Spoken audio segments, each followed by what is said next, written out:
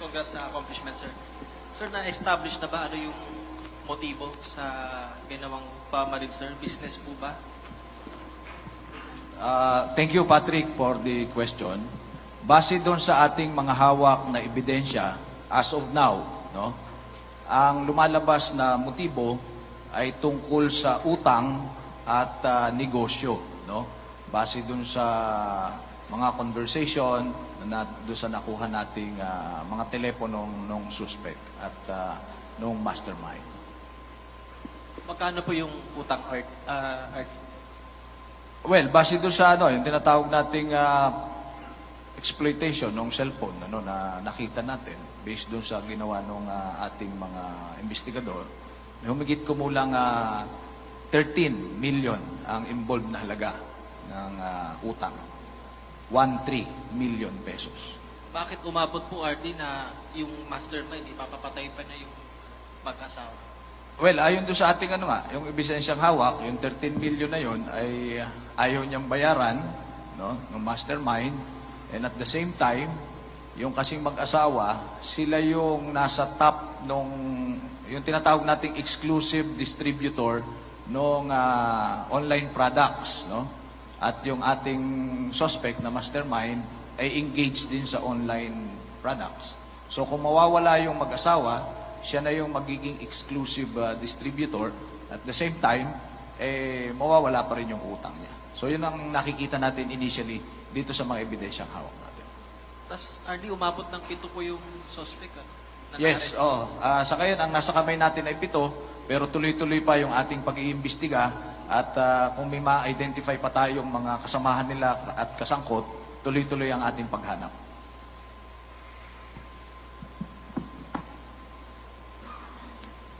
Hello po. Luis Ruta po from GMA Regional TV. Ask ko lang, sir, nasabi po ba ng suspect or ng mastermind kung ano po yung instruction niya dun sa mga gumawa ng krimen? Talaga po bang pinapapatay or may talagang agenda lang? Magandang hapon po sa atin lahat. Based po dun sa revelation ng ating mastermind, kanina po na hinuli po natin kaninang umaga, allegedly yung pong ang utang na 13 million na utang niya, may products po yon, and then humana po siya ng middleman para nga po ipapatay itong mag-asawang lulu, considering nga po na palagi po silang sinisingil and pinopost pa po sa social media at nasisira daw po yung kanilang reputation. Ito pala po mga online seller na ito, mahalaga sa kanila yung reputation para po bilhin ng mga customer nila. So, nakahanap po sila ng middleman na kung saan ito naman po middleman na to is naghanap din po ng gun for hire na nakuha din po natin yon. At ang una nga pong instruction niya dito po sa mga gun for hire na ito is pasukin na po yung bahay ng mag-asawang lulu, kuhanin po yung cheque na talbog na inisyu niya na worth 13 million, and then pati po yung 2 cellphone kailangan daw po makuha. But unfortunately, based po dun sa revelation po ng gunman, hindi po obra, mahirap. Kaya ang ginawa po nila is binuntutan na lang po nila ito dito sa may SM, and then dun nga po sa Mexico, dun na po nila isinagawa yung karumal-dumal na krimen. Last follow-up lang, sir. Magkano po yung binigay na pera para gawin itong krimen na to? Hello. Based din po doon po sa natin, sa mastermind, ang nai-release niya na pera is 900,000. So, nagbigay siya doon sa middleman kay a certain Rolly, binigay niya yung 900,000, and then nagpauna ito si Rolly ng 100,000, yung panggastos nila sa surveillance, and then nung matapos, binigay niya yung 400,000. Ang napapunta po, bali lahat doon sa mga gun for hire is 700. Tapos yung si Rolly, yung middleman, nasa kanya yung 200.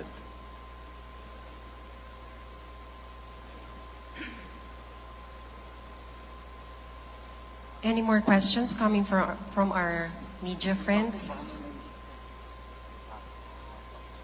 Yes. Sir, good afternoon. Kay RD. Sir, pakwento lang paano yung naging breakthrough sa pagkaka-aresto dito sa mga suspect.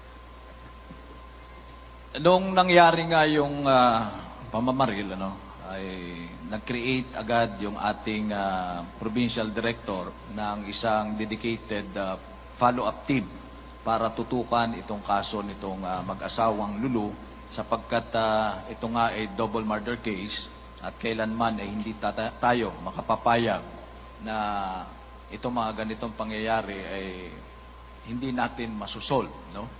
So dahil sa pagtsatsaga ng ating provincial director at ng mga operatiba, ay nakakuha sila ng mga testigo, no, na nakakita doon sa mga gunman bago isagawa ang pagbaril, yung actual na pagbaril at yung pagtakas. So yung mga testigong yon ang nagbigay ng kanilang mga sworn statements and personal accounts doon sa description ng motor, description ng mga suspect, at kung saan sila papatakas. At tayo rin ay nagpapasalamat doon sa mga tao na tumulong sa atin, doon sa komunidad kung saan naroroon itong mga gunman, sapagkat sila na mismo ang nagbigay ng kinaroroonan nitong ating mga hinahanap. So, unang-una, nakilala natin mismo yung gunman sapagkat na-trace natin yung kanyang mga pinagmulan, kanyang mga whereabouts, no, nung mga dumaang araw. At maliwanag na na-describe ng ating testigo yung kanyang muka, yung pangangatawan, yung motor na ginamit, yung plate number. At doon nagumpisa yung ating mga operatiba hanggang sa natunto natin siya doon sa bahay na kanyang inuupahan. No? Kasama doon yung ilang mga kasamahan niya sa gawaing ito, sa gun for hire activities. At naisagawa natin yung tamang pag-aresto at na-recover natin itong mga maraming baril na ito. At pagkatapos siyang maaresto, ay tinanong natin siya in interview at siya naman ay nakipag-cooperate. Tinuro niya yung kanyang mga kasamahan at natuntun din natin kung saan-saan sila nakatira. Kaya all in all, we were able to arrest 7 suspects. Simula dun sa lookout, dun sa gunman, dun sa motorcycle rider, yung middleman, at yung contact person, hanggang sa mastermind. Sir, gaano kalaking grupo? Ito ay maituturing natin na isa sa pinakamalaking grupo ng gun for hire dito sa Region 3. No, sapagkat base doon sa initial na pagtatanong natin, ay umamin sila na mahigit 12 murder incidents or gun for hire activities ang kanilang ginawa dito sa Region 3. Particularly in the provinces of Nueva Ecija, Pampanga, and as far as Bataan. No? Pero gusto pa rin nating tingnan kung yung iba nating mga pending cases dito ng gun for hire at gusto nating ma-compare yung mga na-recover nating baril sa kanila na sa ganoon, malaman natin yung iba pang mga insidente kung sila nga ang gumawa. So malaking grupo ito in the sense na organize yung kanilang structure. May middleman, may leader, may gunner, may spotter, at naglalaro sila hindi lamang sa isang probinsya. No? Yung activities nila ay kalat na. No? At yun nga, may naunang pag-amin sila na mahigit 12 na gun for hire activities na yung kanilang naisagawa. Sir, last on my part, gaano kalaking bagay ito lalo malapit na ang eleksyon?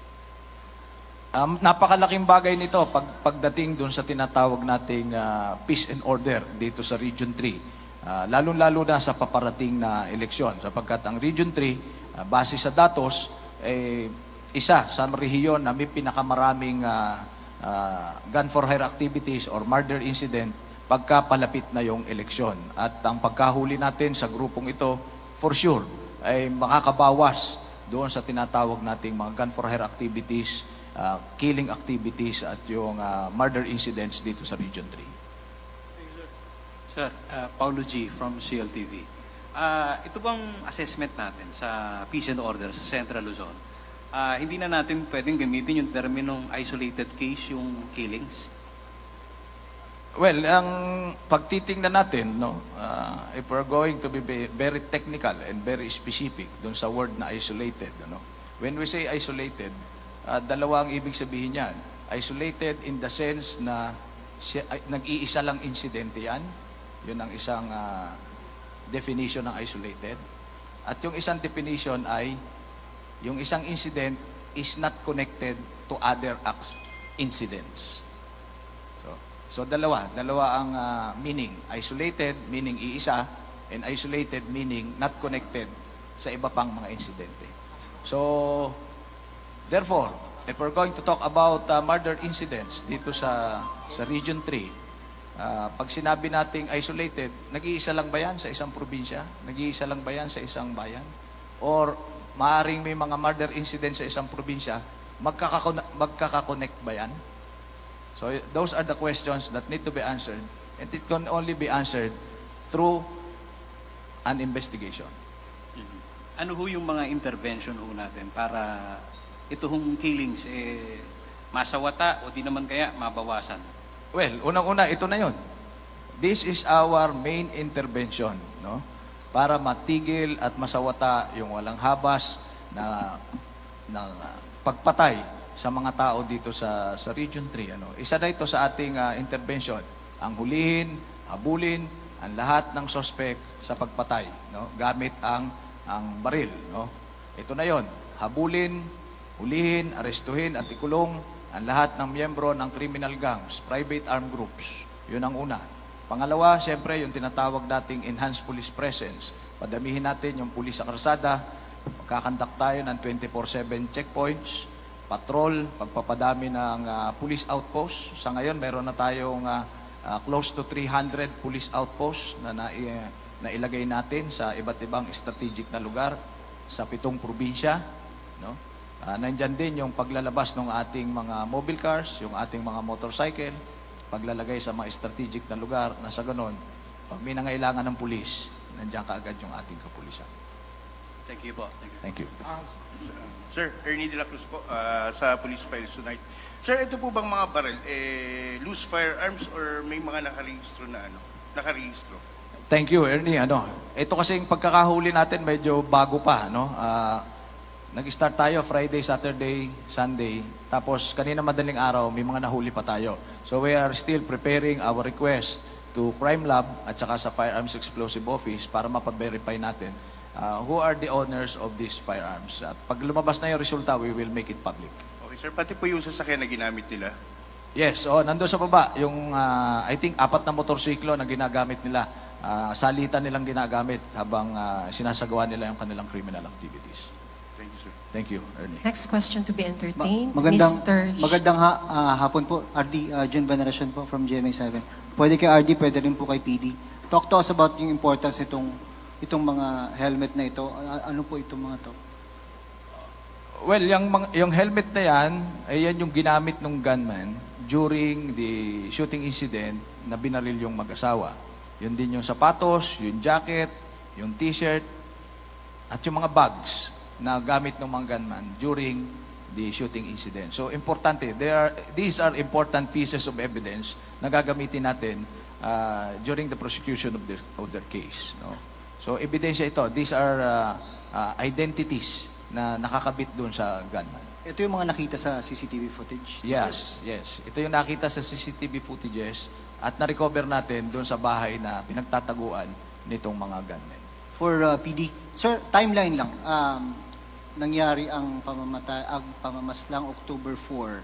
Yes, Kailan sir. nagsimula ang plano? Para ilatag lang po natin, kailan kinontrata? Actually, sir, after po nung mangyari yung shooting incident, right after then, nag-start na po kami mag-conduct ng investigation, mag-gather ng information doon po sa mga tao po sa komunidad, and then record check po, and then katulad nga po na sabi ni RD, nung maraming nagbigay ng information, nakuha po natin yung one of the suspect doon po sa shooting incident na si a certain Arnold.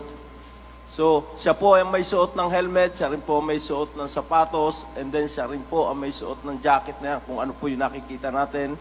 And then yung 2 baril po na nandoon na 45, yun din po yung ginamit nila na pagbaril mismo sa mag-asawang Lulu.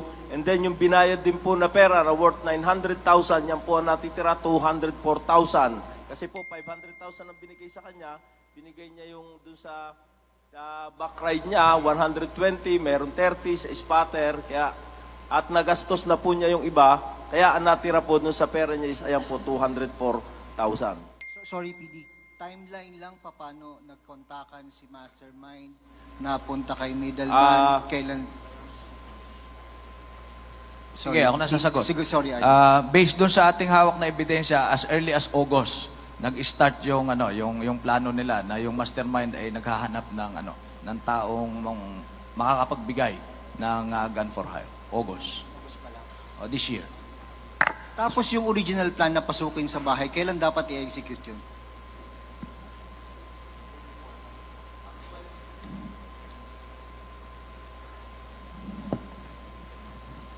Ito, sir. Actually po, sir, based po doon sa revelation po ng mga middleman natin po, nangyari po ng 4 ang insidente, meron pong issue na cheque ng October 2, doon pa lang po, parang inutos na sa kanila, kasi hindi pa nga po nangyayari, inutos na sa kanila na pasukin na yung bahay. At ang kailangan pong makuha is yung mga cheque na tumalbog, and then yung 2 po na cellphone ng mag-asawa, kailangan din po makuha nila yun. Yun po yung utos sa kanila. Then nagkandak po silang surveillance, hindi po nangyari yung plano nila dun sa bahay. Kaya po ang nag-prosper po is yung binuntutan na lang po nila, and doon nakakuha po sila ng opportunity doon po sa may Mexico, doon na po nila isinagawa yung pamamaril. Isa na lang po. Sorry, last ma'am, isa na lang. Isa po sa nakakadurog siguro na, sa puso na aspeto ng krimen na ito yung sinapit ng 2 bata. Yes. Yung 6 na taong gulang na anak at isang kamag-anak. Ano po ba yun? Hindi nakita ng mga shooter o talagang hindi talaga kasama kahit nakita nila? They were spared. Paano po ba nangyari talaga dito? Actually, hindi po ganun po katindi itong mastermind. Kasi po, binanggit din po niya dun sa middleman na sabi, kahit na sino na andun, basta makuha lang yung talbog na cheque tsaka yung cellphone. So considering na ganun yung utos niya, wala na rin po siyang pakialam kung sino po yung nakasakay dun sa sasakyan. Nagkataon siguro hindi nakita. Yes, siguro po. Thank you. Sir, Next question is from Fred Salcedo po, DWID. Sir, tatanong lang po namin kung ito ba ang mga suspect na huli lang po sa isang lugar, sa isang bahay, or different places?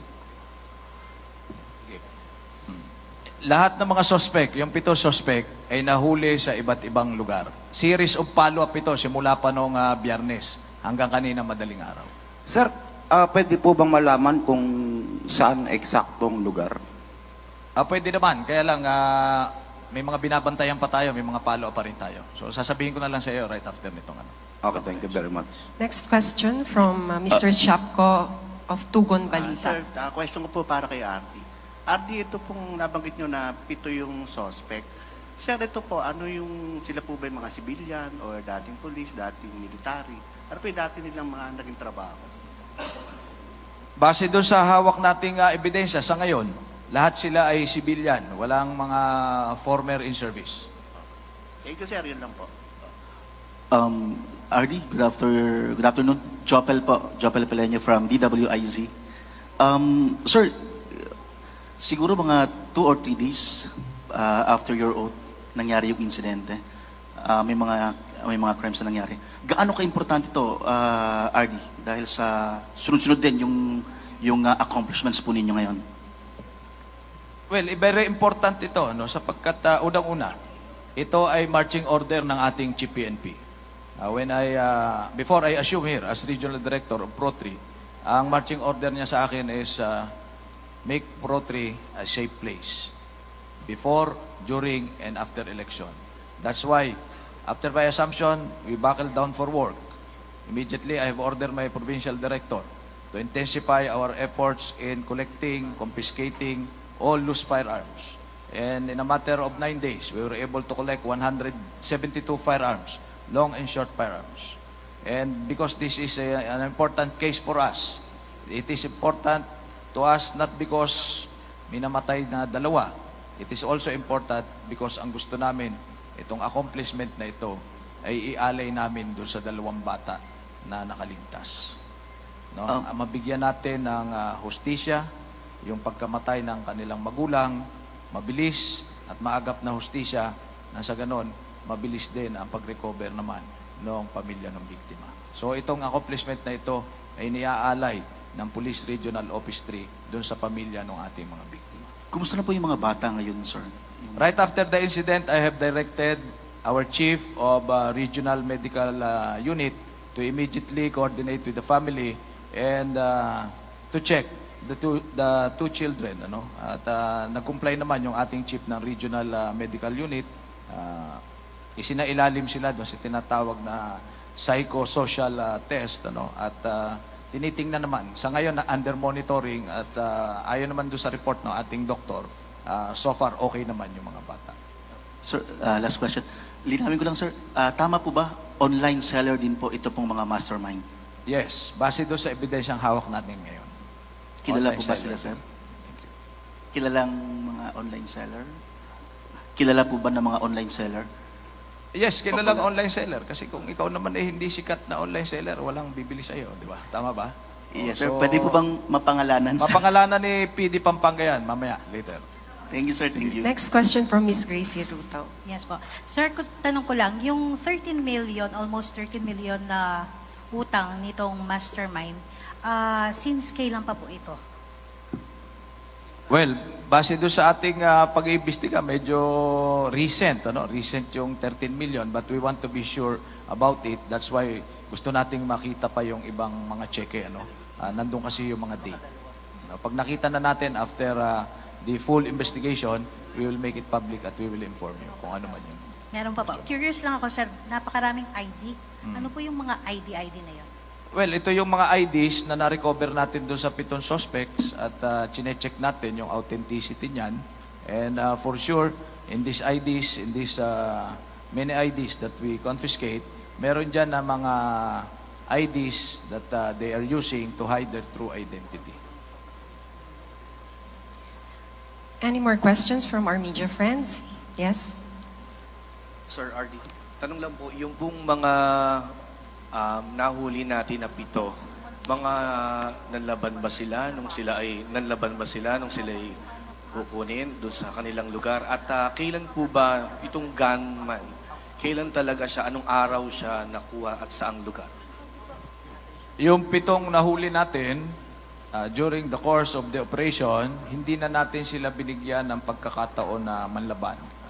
We have employed superior force, at superior skills, tactical skills ng ating mga operatives at yung tactical units na ginamit natin because we want to ensure na mahuli natin sila ng buhay because we want to get to the bottom of this. Gusto nating maabot kung sino yung mastermind at sino pa yung iba na may kinalaman dito. Rest assured that our investigation will not stop from here. Tuloy-tuloy pa yung ating investigation kasi yung kanilang revelation, meron pa silang involvement sa more than 12 killing or murder incidents. And we want to dig deeper on this more than 12 killing murder incidents na ito. Gusto pa nating maabot sino yung mga taong nag-utos sa kanila para gawin itong more than 12 incidents na ito. So tuloy-tuloy, this is a continuing investigation. And I want to report to everyone that after my assumption, I have created a super task force against criminal gangs and PAGs, partisan armed groups here in Pro-3. This super task force will hunt down all members of criminal gangs and partisan armed groups in this region. And this accomplishment can also be attributed to the super task force created by Pro-3. Sir, kung yung mastermind kaninang nakuha umaga, yun naman pong gunman, ito po ba nung Biyernes at saang lugar? Yes, nung Biyernes nagkaroon kami ng magandang break, tapos Linggo nahuli yung yung gunman, and from there dire-diretso na. Series of follow-up in different places. Salamat. Okay, thank you. Sir, Follow-up question? follow-up question sa CLTV po. Ito po bang grupo, nakita natin, hindi po biro yung mga gamit nila. Meron pa silang granada. Di ba? May samurai pa. May pangalan na ho ba ito kahit yung popular ba sila? Notorious talaga. Anong pangalan ng gang, sir? If we're going to take a look in their armaments, for sure, by this evidence alone, you can deduce that they are an organized criminal group. No? Meron nga silang structure eh. Meron silang hierarchy. Di ba? So, itong grupo na ito, based doon sa revelation nila that they have perpetrated more than 12 murder incidents or killing incidents here in Region 3, ibig sabihin, matagal nang existing itong mga ito. Matagal nang existing based doon sa kanilang revelation. Ngayon lang tayo nagkaroon ng magandang break para talaga malansag natin itong grupo na ito. And we are thankful to the community for providing information, for cooperating with the investigation being conducted by Pampanga PPO. And this is the result of the collaboration of our community and PNP. We'll now entertain the last question, I think. Hindi, sige lang, okay lang. Okay, Walang yes. last question. Okay, sir. Sir, thank you, sir. Thank you. RD, mag-asawa po ba itong suspect or suspects? Kung ang mastermind, yes. Sorry, mastermind, RD, mag-asawa po ba or iisa lang po, lalaki or babae po? Nagkakandak pa rin po tayo ng investigation but based on the revelation po ng mga middleman natin is pag nagkakandak po ng transaction, ito po si lalaki is kasama rin po niya yung asawa niya. Pero ang humaharap lang po is yung lalaki. But nevertheless, still ibabalidate po natin at magkakandak po tayo ng investigation para po malaman natin kung sila ba talagang mag-asawa ang may pakana ng krimen na ito. Pero ang pinaka-mastermind, sir, So yung far, lalaki. ang lumalabas po ngayon is yung lalaki. Okay. May, Si Anthony po. Anthony, yes, sir. Surname, sir. Anthony Limon E. Cawagas. Anthony Cawagas Limon. Limon. Yun po. Makikita So, nyo naman po screen- yun sa Facebook screen niya. name. Screen names, yes, online screen name, sir. Online. Okay, Online. So ito yung, ang una po natin nahuli na yung gunman mismo po, yung bumarel, is si Arnold Thailand E. Di Maliwat, alias si Arnold Thailand po. And then ang back right po niya is si Arnel Buwan Jr. Tagata or JR. So yun po yung magkasama sa motor na bumaril po doon sa biktima. Si Arnold Thailand po ang bumaril doon sa lalaki, and then si Arnel Buwan po ang bumaril doon sa babae. And then meron po silang isa pang kasama na nakasakay doon sa motor. Ang pangalan po nito is si Robert Di Maliwat Sumbeto, na naaresto rin po natin yon. And then yung ano po naman nila, yung middleman naman po nila is si Rolando Cruz E. Reyes at saka si Robert Di Maliwat. Dalawa po yung naging middleman pa po niyan. Papunta po kay Anthony Limon Cawagas. Yun po.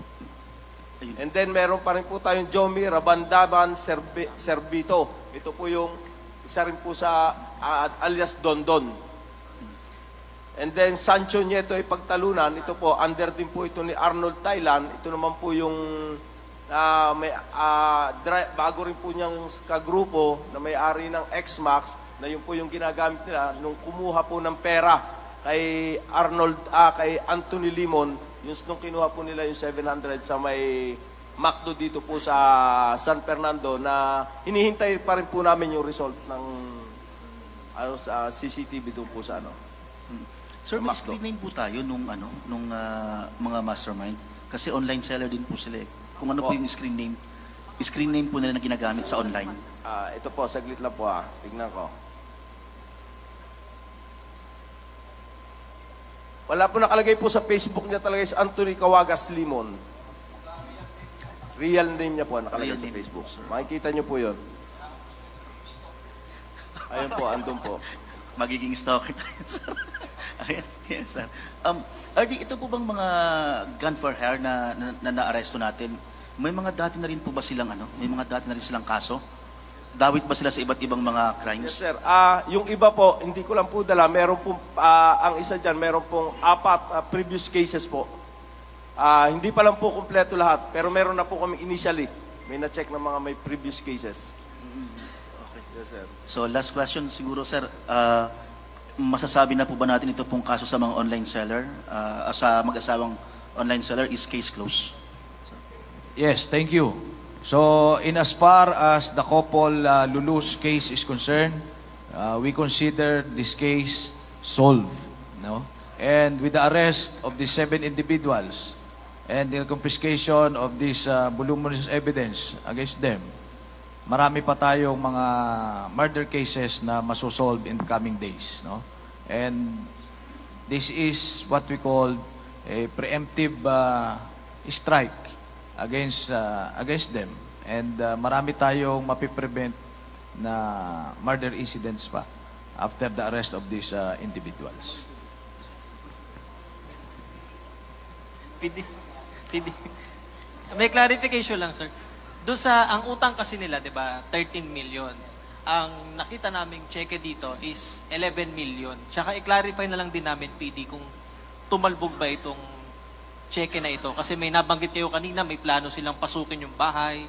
Dahil nga, ikukunin yung cheque. Yung naandyan po na cheque, hindi ko lang po alam kung kumpleto na yan kasi po yung may hawak investigator. Pero allegedly lahat po ng cheque niyan is talbog.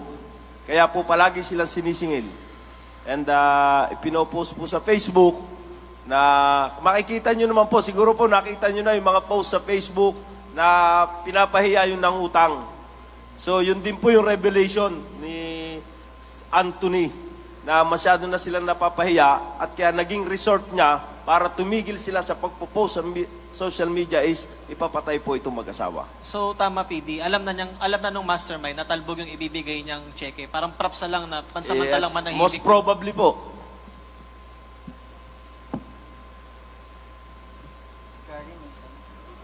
Any other questions? Sir, Yes? good afternoon. Sir, what was the reaction ng mag-asawang mastermind na nakuha sila? Actually po kanina, nung pinuntahan namin sa bahay, hindi na rin siya masyadong nag-react. Kasi siguro alam na rin po niya. Kasi po, makikita po natin sa conversation dun sa messenger, parang nagkakahalataan na po sila. Alam na nila kasi, siguro nabalitaan na rin nila na yung iba is nahuli na. At alam na rin po nila na makakarating po sa kanila, eventually. Kaya kanina po, nung kinuha namin po sa apalit, nagsabi na lang po siya na wag na lang sana isama yung misis niya. So, ibig sabihin, alam na niya. Cases filed na lang, please, sir. Cases filed. Ano mga cases filed, sorry? Ano mga cases filed? Murder po, double murder. Okay. Among others, may mga illegal firearms pa. Kasama rin po yan. Illegal possession of firearms and explosives. Pero yung naandun po ngayon sa sa atin, sa Kapitolyo, file po is double murder. Yes?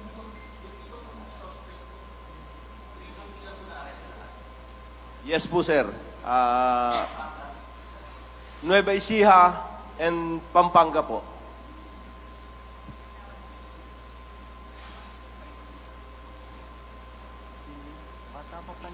Any more questions? Follow-up questions? Unlimited to, pare. Tuloy. Hindi pa.